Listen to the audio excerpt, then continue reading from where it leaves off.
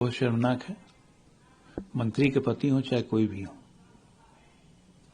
कोई भी व्यक्ति इस तरह से बिहार की बेटियों के बारे में इस तरह के भद्दे मजाक नहीं कर सकता है। अपनी बातचीत की शालीनता और गरिमा हमेशा बना के रखनी चाहिए। खासकर तभी और जरूरी हो जाता है जब आपके घर से कोई संवैधानिक पद पे हो, तो निश्चित तौर पे उनकी हरकत निंदनीय है, वो माफी मांगेंगे। क्या कोई कार्रवाई भी पार्टी की तरफ से होगी, क्योंकि लगातार मांग हो रही है, महिला आयोग की तरफ से वहां के मुख्यमंत्री को पत्र भी लिखा गया है इस संबंध में? निश्चित तौर पर मुख्यमंत्री देख रहे हैं, हमारी राज्य सरकार की प्रदेश इकाई भारतीय जनता पार्टी की प्रदेश इकाई भी इस बारे में कुछ करेगी। मध्य प्रदेश के सीएम मोहन यादव ने ट्वीट किया है और उन्होंने कहा है कि जिस तरीके से इंदौर में दूरदर्शी पेयजल की आपूर्ति की घटना दुखद है और इस संबंध में सभी अधिकारियों, जो भी संबंधित अधिकारी उन पर कार्रवाई की गई और उन्हें तुरंत निलंबित किया गया। देखिए, इंदौर में जो हुआ वो बिल्कुल स्तब्ध करने वाला है और निश्चित तौर पे ये अधिकारियों की लापरवाही का परिणाम है, जिसके तहत आज कुछ अधिकारियों को निलंबित भी किया गया है, कुछ को स्थानांतरण किया गया है। सरकार पूरे मामले पे नजर बना के रखी हुई है। मत भूलिए कि पिछले 10 वर्षों से इंदौर सबसे स्वच्छ प्रदेश रहा है और वहां पे इस तरह की घटना निश्चित तौर पर हमारे लिए सवालिया निशान है और पूरी सरकार लगी हुई है, इसको बहुत जल्दी दुरुस्त कर लिया जाएगा। चुनाव आयोग के सर्वे में कर्नाटक में सबसे ज्यादा ईवीएम से चुनाव करने का पसंद आया है। बेचारे कांग्रेस लगातार बेचारे राहुल गांधी जी आज उसी के शोक में आज वियतनाम चले गए कि कर्नाटका में कांग्रेस सरकार के सर्वे में 87% लोग ईवीएम को अच्छे कह रहे हैं। ऐसा झटका लगा कि पटक से फ्लाइट पकड़े भाग लिए वियतनाम फिर से 2026 की पहली फॉरेन ट्रिप। इससे लोगों को तो ये समझ में आ गया, पूरे देश के लोगों को, कि राहुल गांधी या पूरा का पूरा गांधी परिवार किस तरह का झूठे नैरेटिव फैलाता है पूरे देश में। वोट चोरी तो ईवीएम तो फलाना ढिमकाना, चुनाव आयोग। अब तो ये लोग ट्रांजिट के नेता हैं, भारत ट्रांजिट पे आते हैं, सिर्फ ज्यादातर समय विदेश में बिताएंगे भी, क्या करेंगे।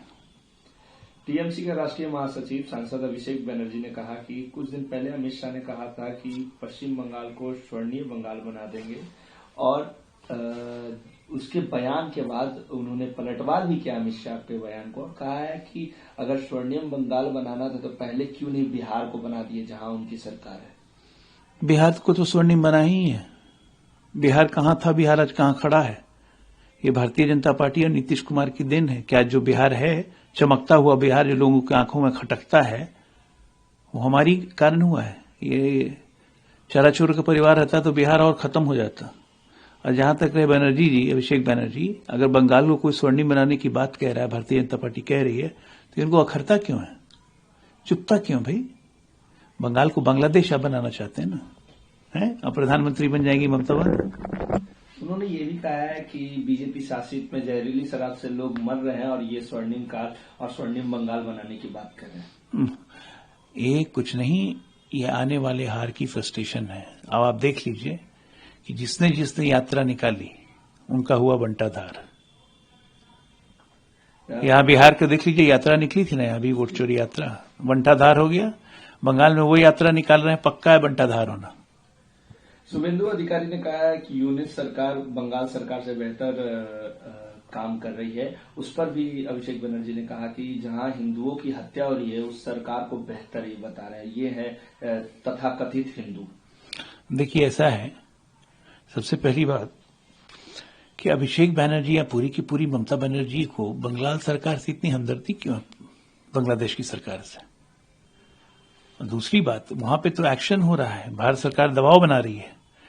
आप पे तो सीबीआई भी दबाव नहीं बना सकती है, आप पे तो हाईकोर्ट का भी दबाव नहीं चलता है। भारतीय जनता पार्टी इसलिए तो कह रही है कि आपका जाना बहुत जरूरी है, ताकि आपके यहाँ जो क्राइम हो रहे हैं हिंदुओं पे, मुसलमानों के द्वारा, घुसपैठियों के द्वारा, उसको नियंत्रित किया जा सके। वीके न्यूज, राष्ट्र के नाम।